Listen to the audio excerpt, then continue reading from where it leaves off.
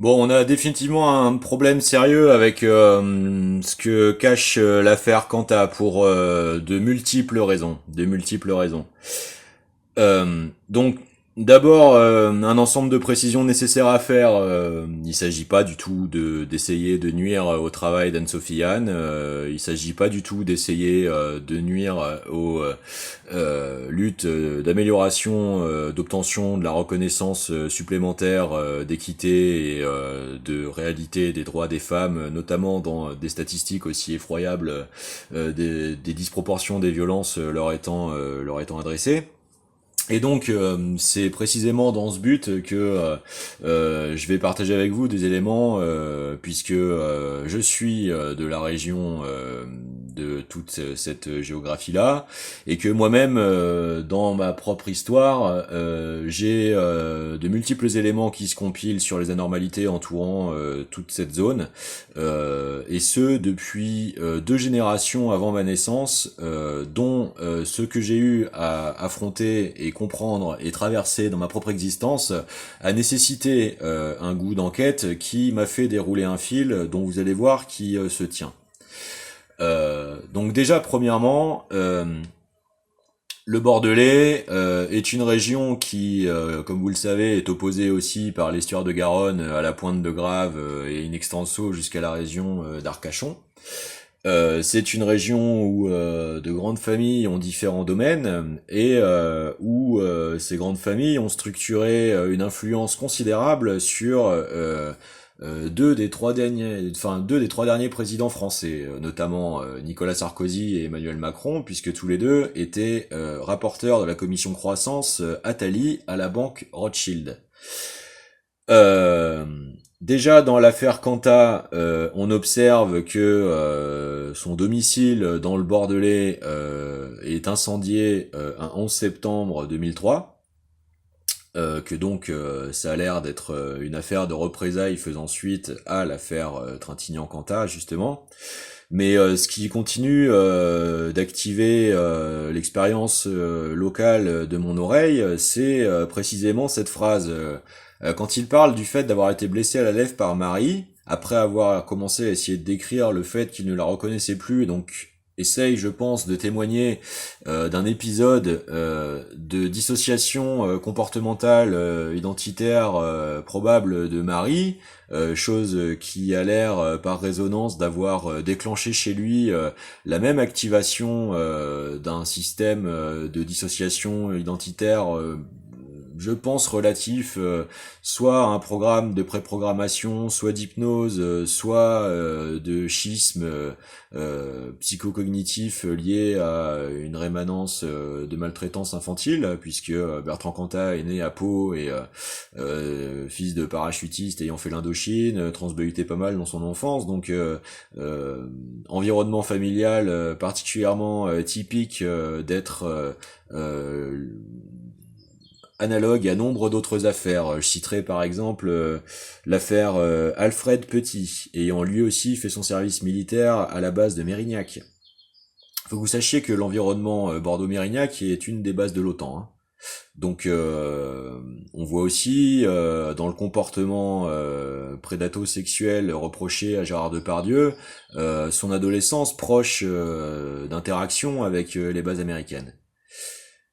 Il y a quelque chose qui pue en général avec les proximités des bases OTAN et l'existence des réseaux Stay Behind et Gladio, avec l'existence des opérations de manipulation cognitive à l'insu et contre le consentement des personnes visées, hein. On repense à l'affaire Pont-Saint-Esprit, on pense au programme Midnight Climax des opérations MK Ultra qui ont récupéré en fait la couverture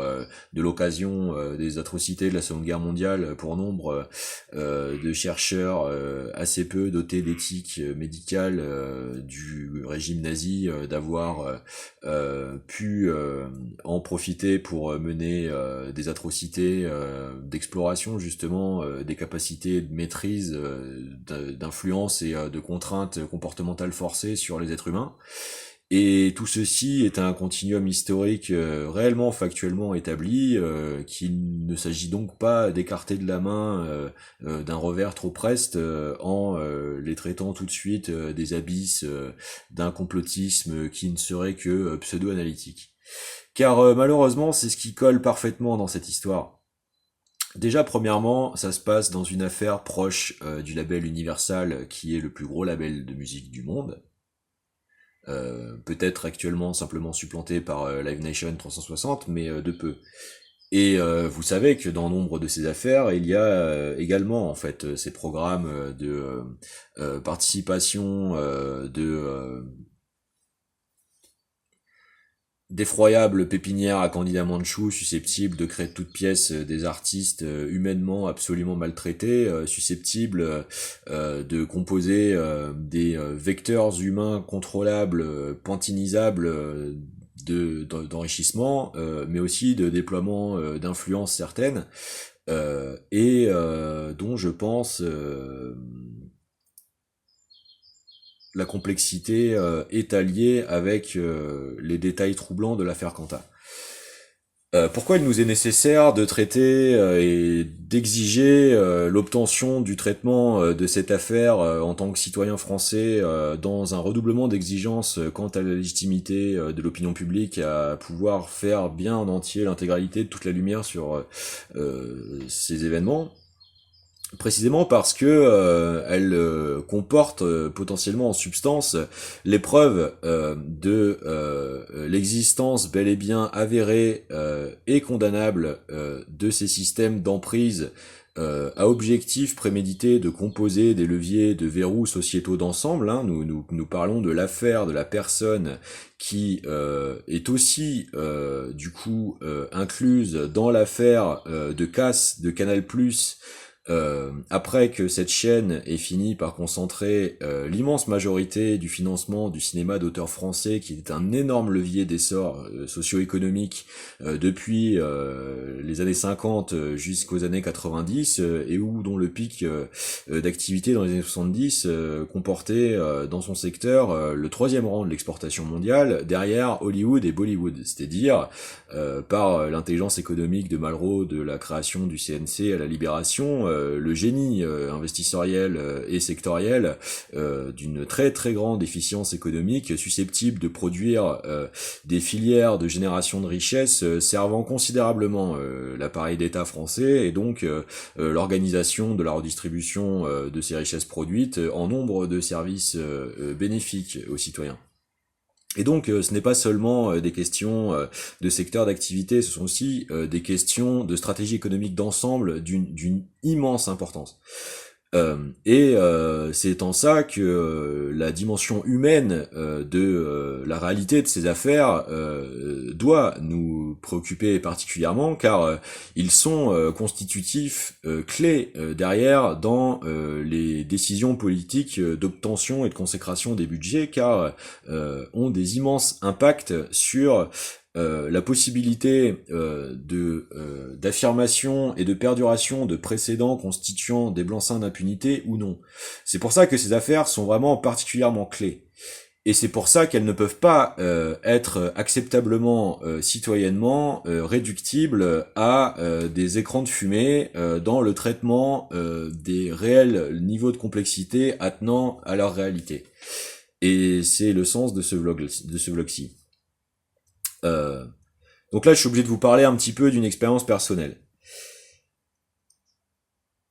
Dans mon adolescence, on a précocement eu le goût de créer nous-mêmes, dès nos 14-15 ans, notre propre structure. Ça a commencé par le fait de monter un groupe et assez rapidement, de fil en aiguille, parce qu'on était assez prolifique, on a créé l'aménagement d'un local qui est devenu donc un studio de répétition et assez facilement un studio d'enregistrement. Et donc on a valorisé le fait de développer nombre de formations pour continuer d'alimenter en fait notre processus créatif et un certain goût de la diversité qui a commencé à s'articuler assez naturellement avec l'activité associative de promotion de concerts. C'est-à-dire que l'assez rapide grand nombre de formations qu'on commençait à développer entraînait un certain essor économique dans le fait de démultiplier l'obtention de dates qui nous permettait de constituer un pécule qui auto-alimentait du coup cette approche d'un développement vertueux et synergique des différents volets de l'activité. Dans cette période, à un moment, on a été du coup rejoint par une génération déjà un peu plus installée dans la région et dans ses connexions, mais qui venait des époques précédentes, c'est-à-dire une adolescence dans les années 90, année ô combien marquée par la scène underground, les drogues dures et une certaine intensification des réseaux occultes d'emprise sur la vie politique et médiatique française, puisque contextuellement lié à l'intensification Bush des cycles de guerre du Golfe, et dont Canal+ était à l'époque justement un des fers de lance d'une certaine culture et contre-culture d'émancipation, et qui était permis par une certaine intelligence stratégique d'ensemble économique. Mais c'est aussi une période qui du coup a constitué pour de nombreuses histoires personnelles ou de réseautage des drames humains assez conséquemment liés justement aux problématiques de troubles identitaires alimentés par les états narcotiques et qui semblent tout à fait être une cofactorialité de ce qui s'est passé dans l'affaire Quentin.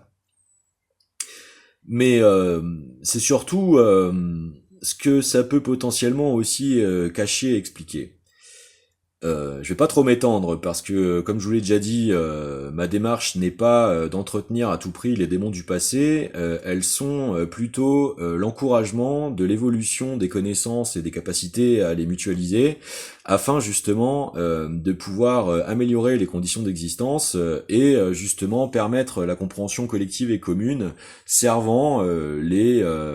dynamiques de régénération, sublimation,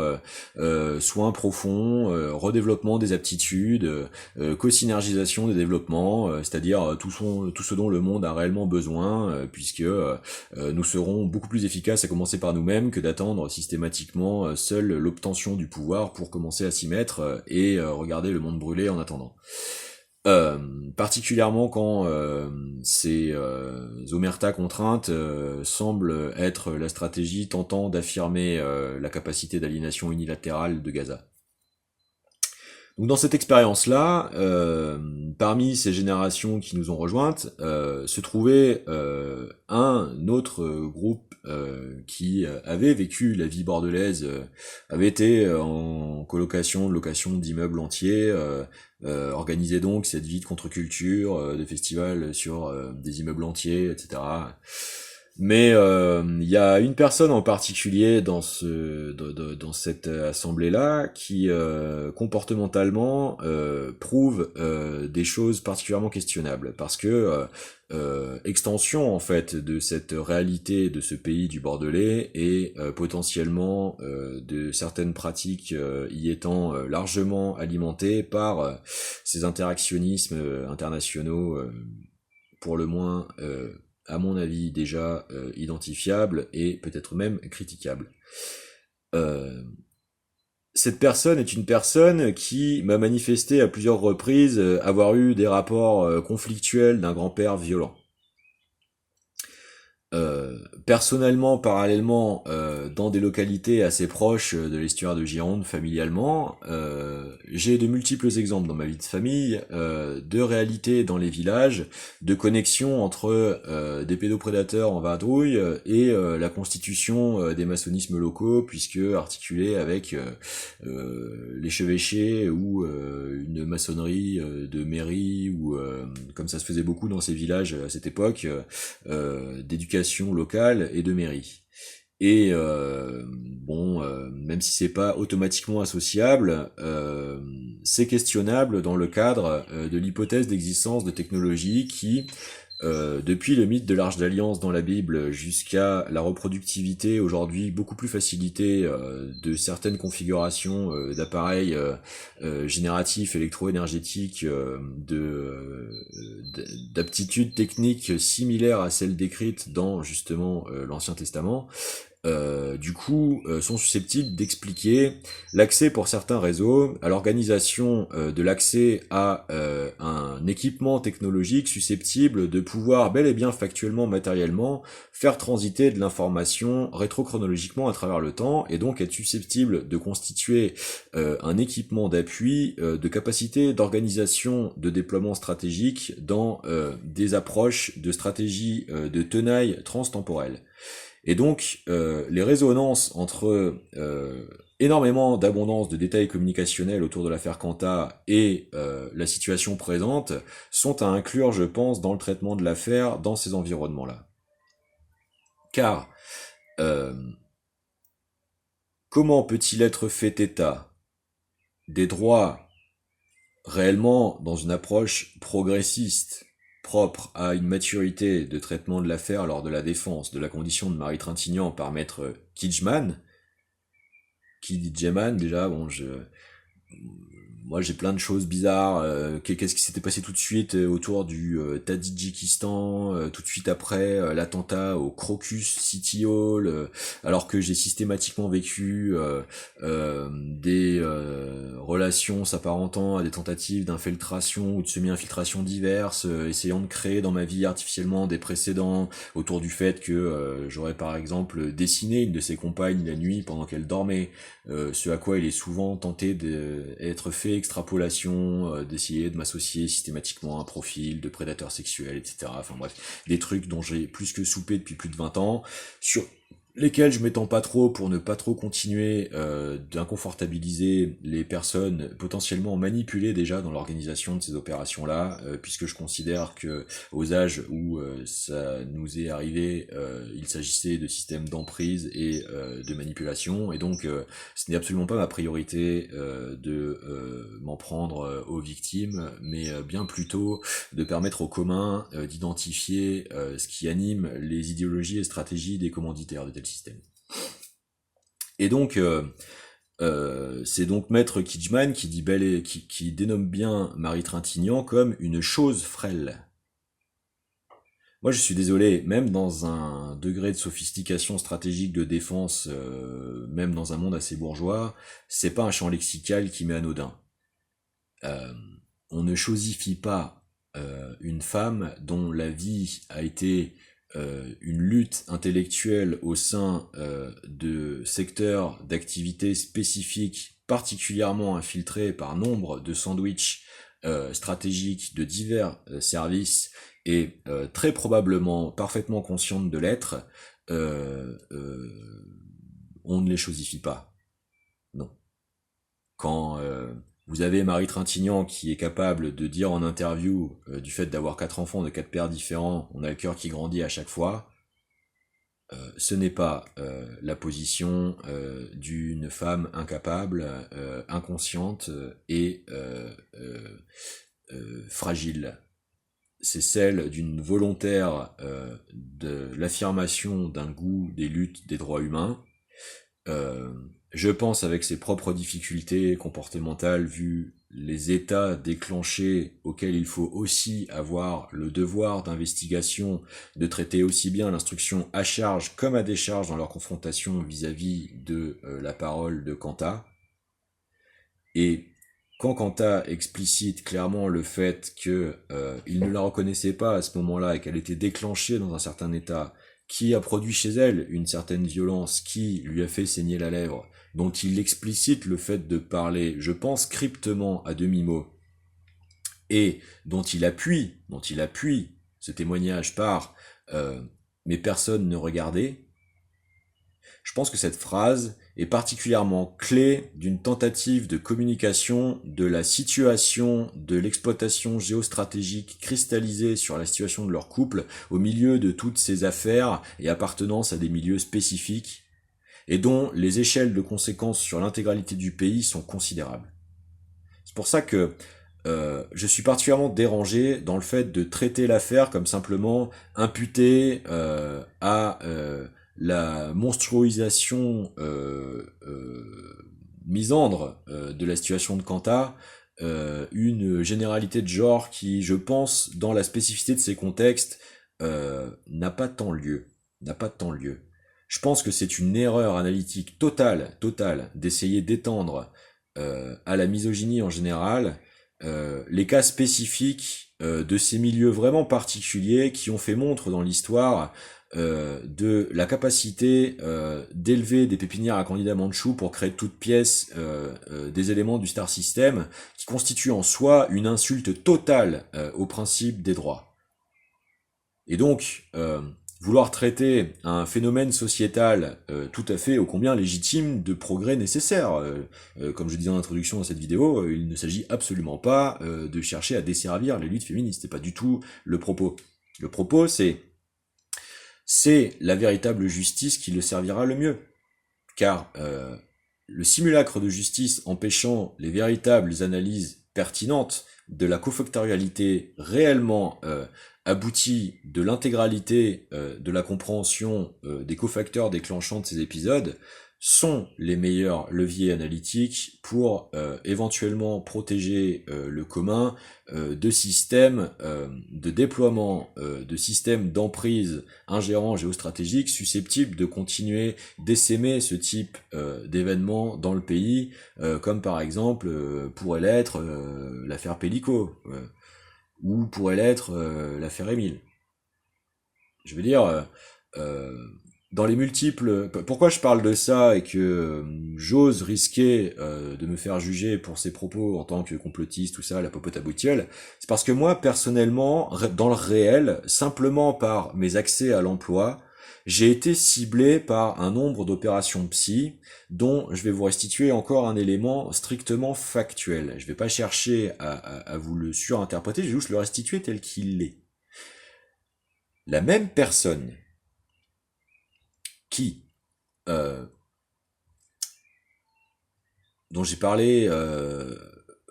m'a informé d'avoir renseigné la gendarmerie locale sur la présence de certains types de douilles autour de certaines épaves, et la même personne qui m'explique, à l'occasion simplement de mon accès à l'emploi, hein, ce n'est pas moi qui cherchais à me mettre en contact pro-volontairement de ce type de source, m'informe que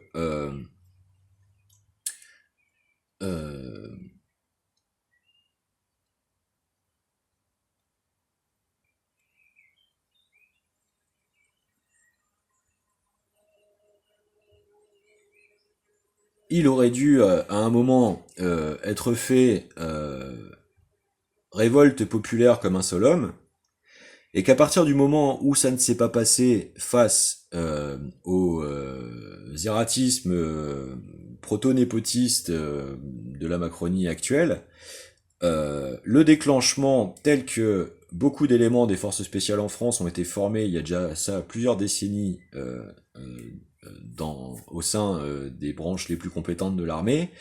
de déploiement d'un ensemble d'actions sous couverture sur le territoire pour déclencher le chaos social. Donc, si vous voulez, soit je suis en train de me faire balader à l'occasion de ma dépendance de l'accès à l'emploi dans le but anticipatif que je vous produise précisément ce type de vidéo, soit ce sont des informations sérieuses.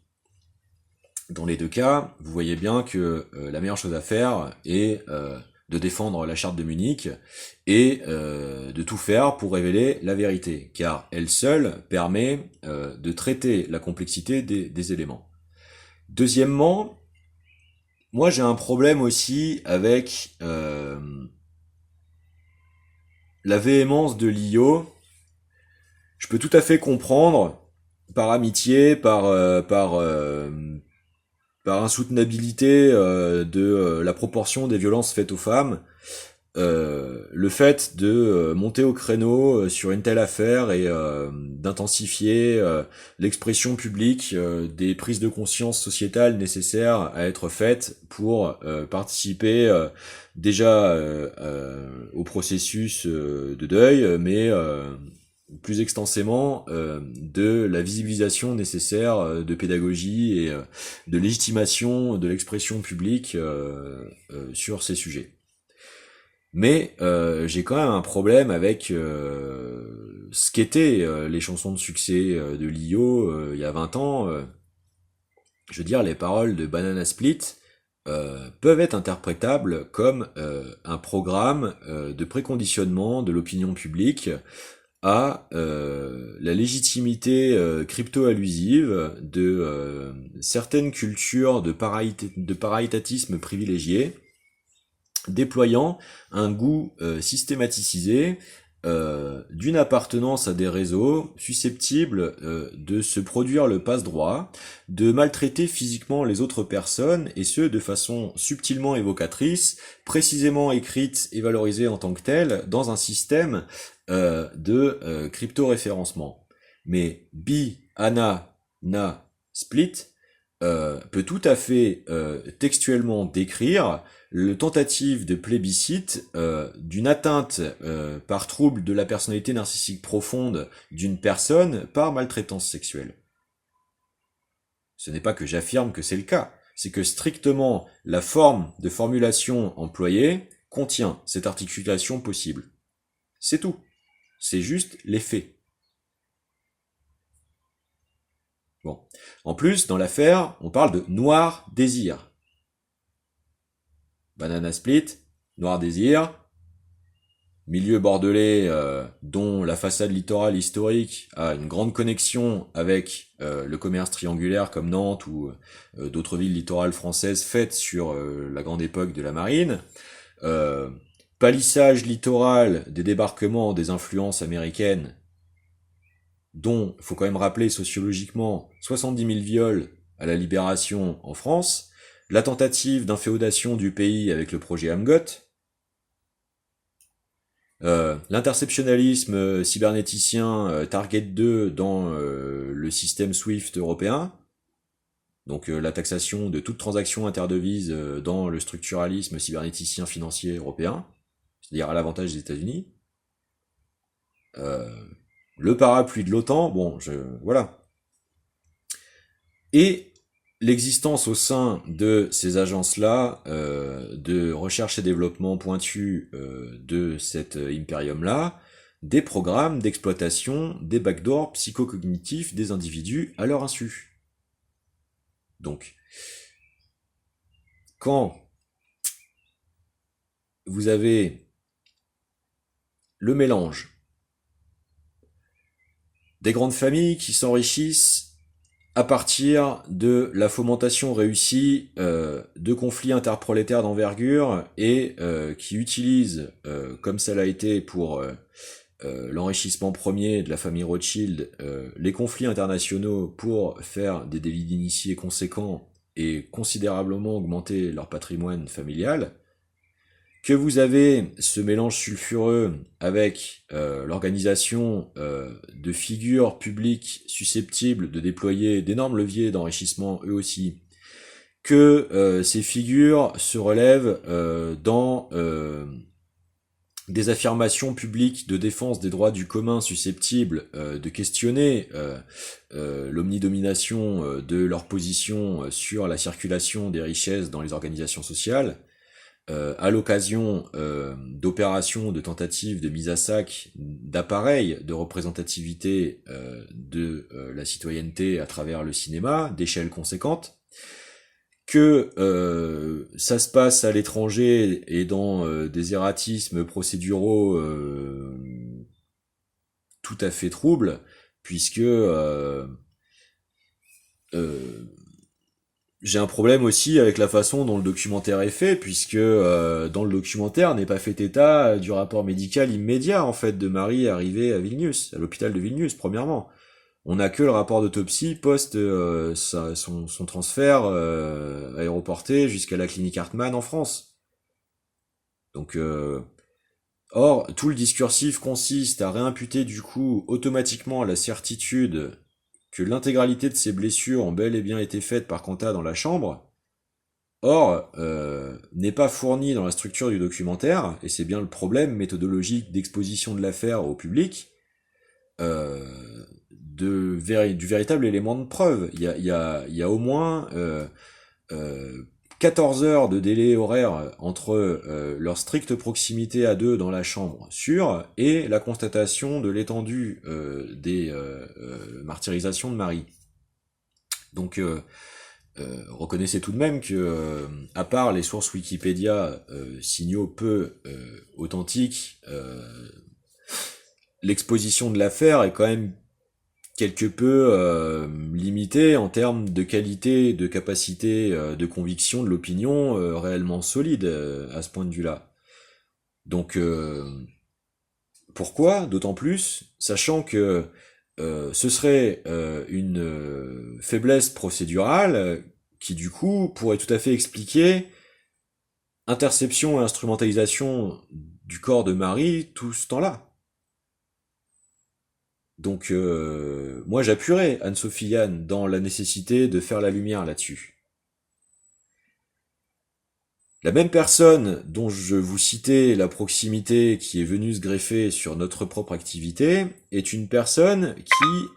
à un moment, s'est vantée de s'être fait remettre une épée symbolique pour continuer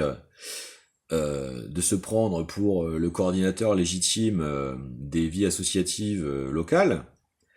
Plus tard, j'ai un ami rejoignant ces mêmes types de réseaux qui me lâchera cette phrase strictement. C'est comme ça qu'on fait au Chili, un coup d'épée dans le cul. Admettez que ça ne respire pas du tout la bienveillance, quelle que soit la véritable signification de ce que cette phrase peut bien sembler évoquer. Cette même personne qui a prononcé cette phrase est la même personne que j'ai grillée physiquement en train de déployer du code mode DOS dans un iMac qui est toujours présent ici, que je pourrais vous filmer en direct, dont il a été fait allusion à la fois en tant que personne de sa situation au moment des faits par Emmanuel Macron lors du mémorial du Mont-Saint-Michel, mais également à peu près dans la même période, un petit peu avant, alors que on avait une brouille, cette personne et moi, et que dans cette brouille, je lui adressé parmi le reste des arguments de nos brouilles, la figure de la flèche du Mont Saint-Michel comme un symbole ergonomiquement rapide de partager un tas de notions sur la transsubstantification en général, le fait de changer de représentation et de perception du réel, d'avoir un rapport à l'éthique, bon bref, ça faisait partie de l'intensité de l'affrontement qu'on avait à ce moment-là. Et donc à ce moment-là a été clairement pile poil dans cette période évoqué au cours d'une interview par la chaîne Thinkerview qui en profitait à l'occasion de cette interview pour saluer les gens du Mont-Saint-Michel, pile poil à ce moment-là. Ce type de synchro j'en ai vécu pendant 20 ans. Et quelques temps après, cet iMac s'est retrouvé donc du coup inutilisable parce que les codes firmware constructeurs activés. Et donc le seul moyen de contourner ça, puisque c'était un iMac d'occasion, acheté dans un truc type Easy Cash, voilà. Malgré tous mes efforts pour remonter jusqu'à la première mise en vente, etc., que je pourrais vous produire, le seul moyen de pouvoir retrouver l'emploi donc de cet investissement en termes de matériel informatique, c'est de désolidariser la puce M1 dans le hardware même de l'ordi.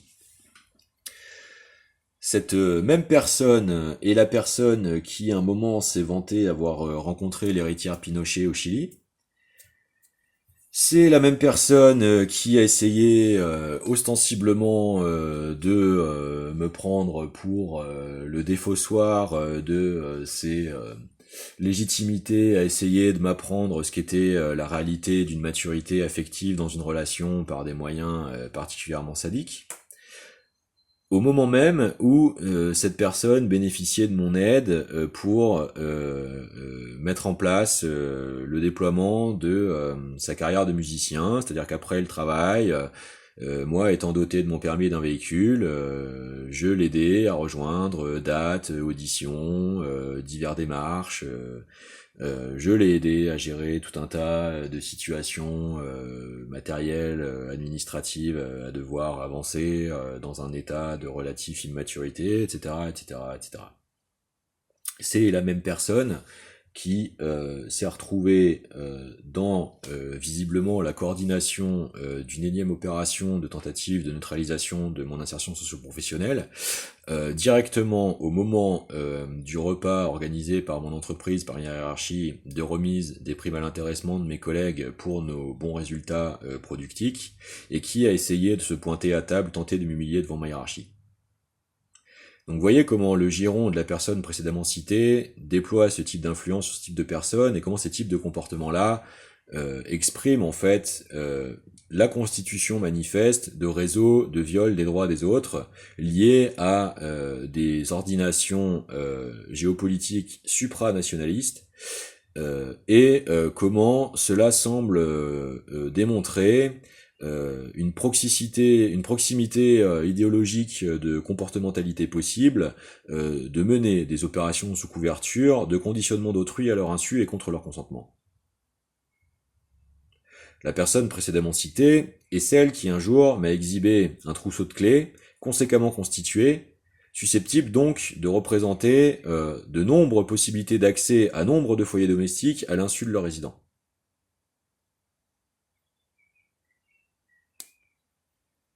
Donc si vous voulez,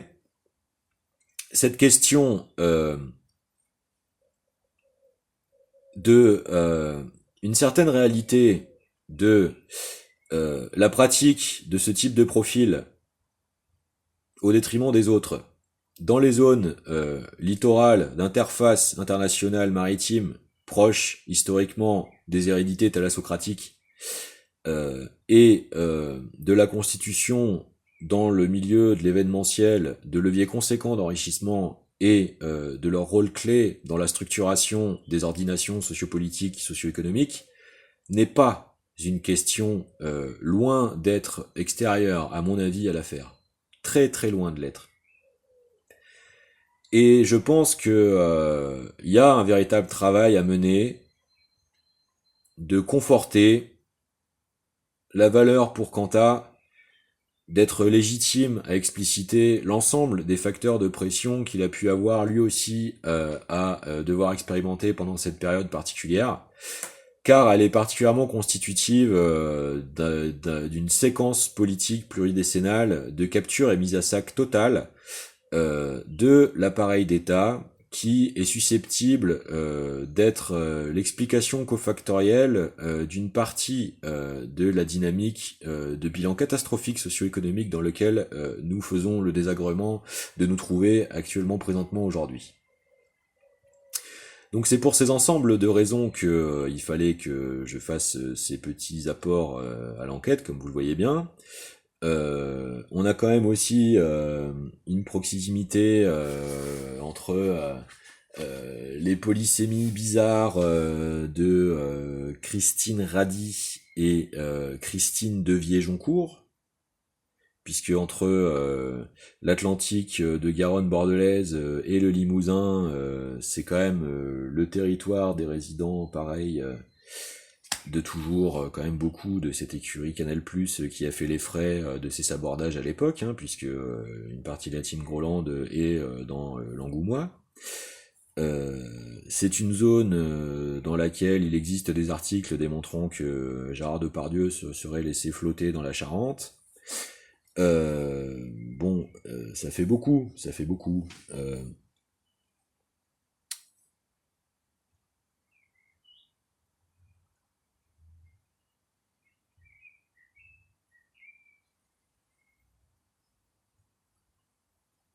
Je veux dire,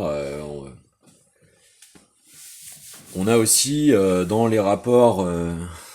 à ces milieux, proximité avec l'armée, où tout ça se mélange, le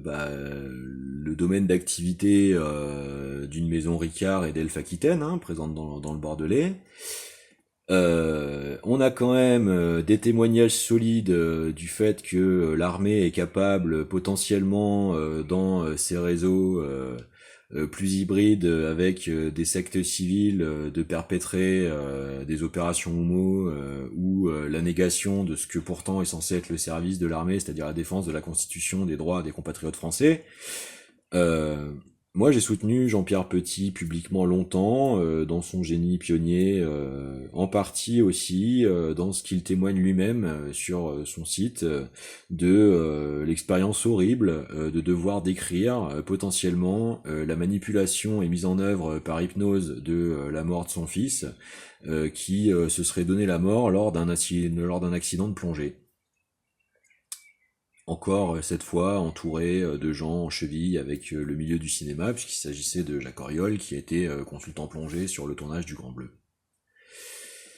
Donc, si vous voulez, moi, c'est à la lumière de ces types de résonance permanente, systémique, de pénétration de l'armée française par tout un tas de black programmes que je traiterai je traiterai réellement, pardon, la complexité réellement appropriée, à mon avis, aux multidimensionnalités de l'affaire Cantat. Parce que c'est pareil, le suicide de pendaison de Bertrand Cantat, dont on s'empresse tout de suite, alors que sa maison précédente a fait l'objet d'un incendie criminel, à mon avis, c'est une histoire de représailles. Je pense que la cybernétique a permis, lors de tensions comportementales dans leur couple, d'identifier des moments exploitables par ce type de monitoring permanent insidieux de l'ombre. Je pense que le profil de Bertrand Cantat est une personne susceptible de commettre des actes de violence. La vie narcotique des rockstars à la réalité psychofamiliale, infantile, troublée est propice à ce type d'éruption, de manifestation de violence. C'est pas la question. La question c'est est-ce pour autant la seule explication possible à une constance dans cet acharnement depuis chronologiquement l'affaire de son discours Victoire de la musique à tout prix vouloir le détruire. Je prends pas forcément la défense du comportement humain. Je parle de la situation de s'être retrouvé quand même une personne d'influence publique considérable, devenant potentiellement un problème pour des systèmes de domination antidémocratiques, mafieux et suprémacistes. Et donc, si vous voulez, la conjonction de ces idéologies-là et de grands pouvoirs expliquerait la possibilité de mise en œuvre d'un degré de sophistication tel de la réalité concrétisable du recours à de tels moyens tels que la sédation, l'hypnose, le monitoring cybernéticisé précoce, de surveillance permanente, l'internationalisme de déployage d'un réseau, la capacité d'articulation avec d'autres services secrets, d'autres puissances potentiellement, etc., etc. Et je pense que c'est dans cette complexité-là réellement que l'affaire Cantat doit être traitée. J'espère que ça vous déstabilise pas trop. Mais je pense que derrière ces réalités-là sont les véritables clés de la souveraineté française, particulièrement dans le moment que nous traversons, puisque je pense que cela illustre aussi en partie comment de telles disproportions de fossés dans la répartition de la richesse produite dans ce pays contribue en fait à l'état de bilan catastrophique lié à la corruption politicienne qui mène jusque-là. Salut à tous.